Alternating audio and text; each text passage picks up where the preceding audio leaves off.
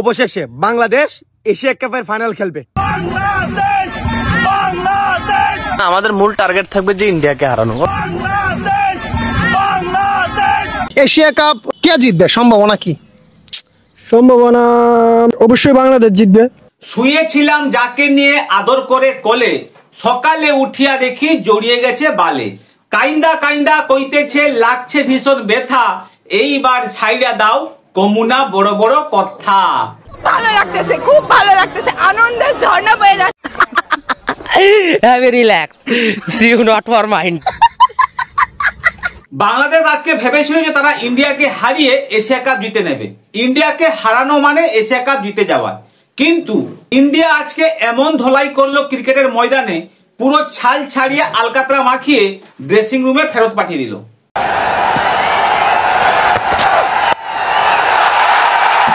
What does he do? Give himself room and just slices it over third man to bring up the 50.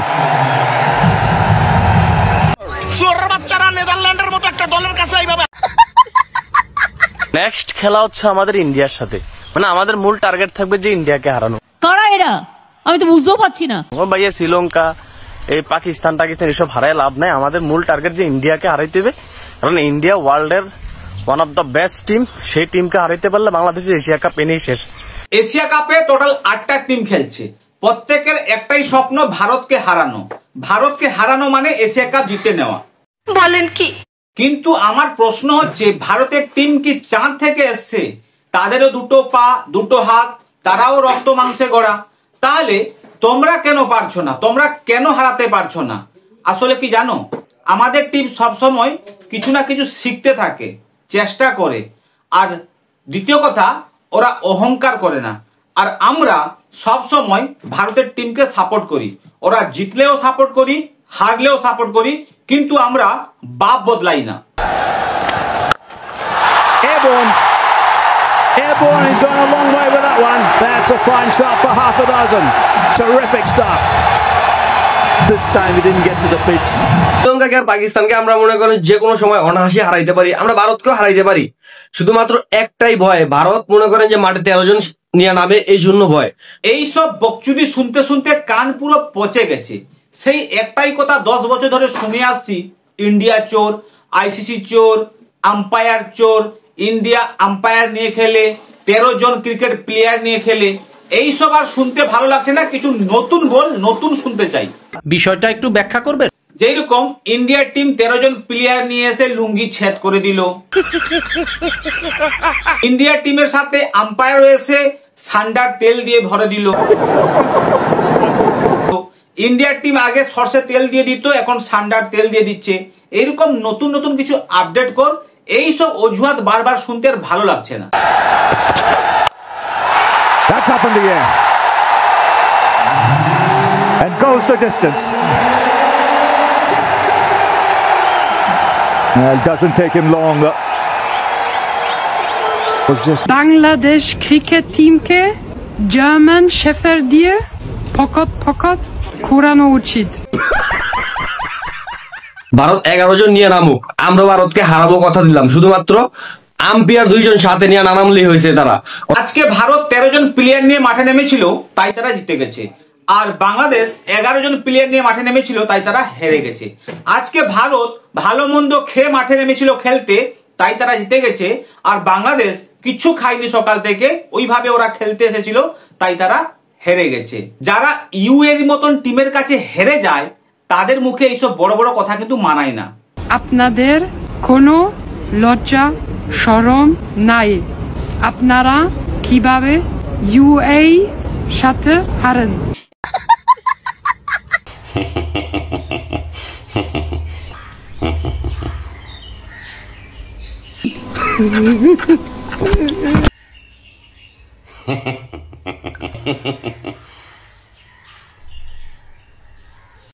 लेकिन ये साला कर क्या रहा है यहाँ पे?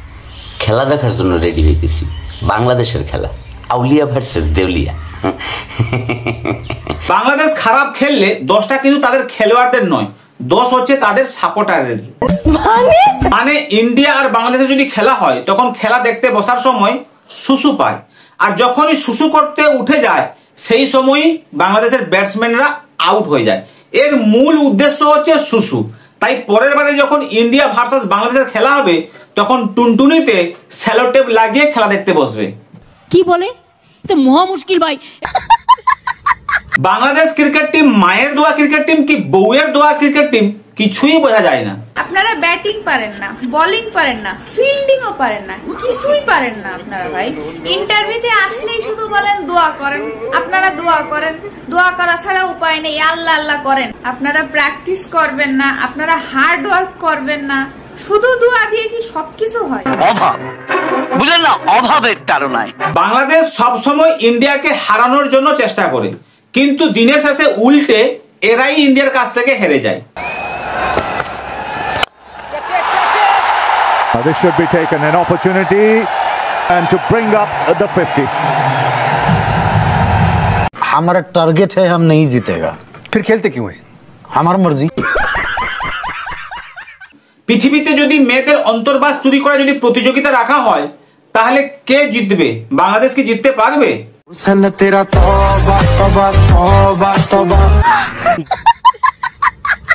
এশিয়া কাপ কে জিতবে? সম্ভাবনা কি? সম্ভাবনা অবশ্যই বাংলাদেশ জিতবে।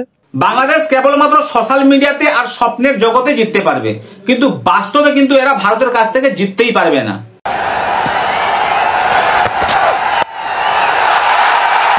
And what does he do? Give himself room and just slices it over third man to bring up.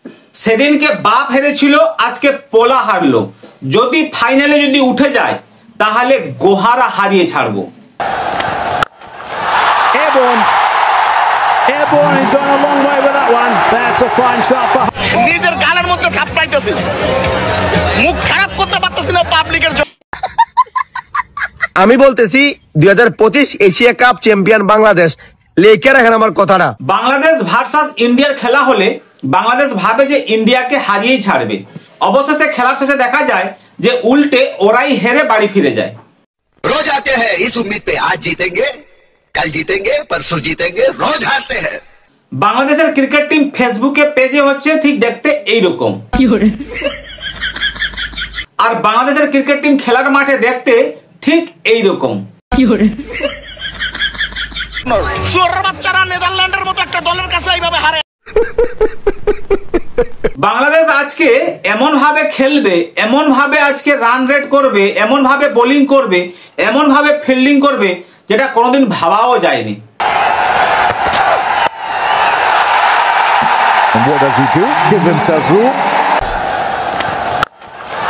Airborne. Airborne, he's gone a long way with that one. That's a fine. That's up in the air. And goes the distance. Bangladesh cricket টিমকে German shepherd দিয়ে পকট পকট ঘোরানো উচিত। বাংলাদেশের cricket টিমের আজকে এই অবস্থা কেন জানেন? তার কারণটা হচ্ছে এটাই। নেপালের প্রধানমন্ত্রী পালাইছে, বাংলাদেশের প্রধানমন্ত্রী পালাইছে, ইন্দোনেশিয়ান প্রধানমন্ত্রী পালাইছে, শ্রীলঙ্কার প্রধানমন্ত্রী পালাইছে। এবার নেক্সট টার্গেট হচ্ছে ইন্ডিয়া। আমরা সবাই দেখবো দাদা বাবু কিভাবে পলায়, মোদী সাহেব কিভাবে পলায়, আমরা সবাই দেখবো, বাংলাদেশিরা এসে দেখবো। তোরা সেই স্বপ্ন দেখ ছাড়া কাটাতে শুয়ে, কিন্তু তোদের স্বপ্ন কোনোদিন পূরণ হবে না। তার কারণ তোরা কারোর কাছ থেকে কিছু ভালো শিখতে চাস না, কারোর ভালো তোরা দেখতে পারিস না, তাই তোদের আজকে এই অবস্থা। সঠিক বলেছেন। যদি পারিস তো বাড়ি গিয়ে লুডু খেল। লুডু খেললে শরীরও ভালো থাকবে আর মনও ভালো থাকবে। চলো তাহলে এক রাউন্ড লুডোই খেলি। যাই হোক, আজকে এইখানে শেষ করলাম। আবার দেখা হবে পরের ভিডিওতে। ভালো থাকবেন, যদি পারেন চ্যানেলটিকে সাবস্ক্রাইব করে রাখবেন। জয় হিন্দ, জয় ভারত, অনেক অনেক ধন্যবাদ।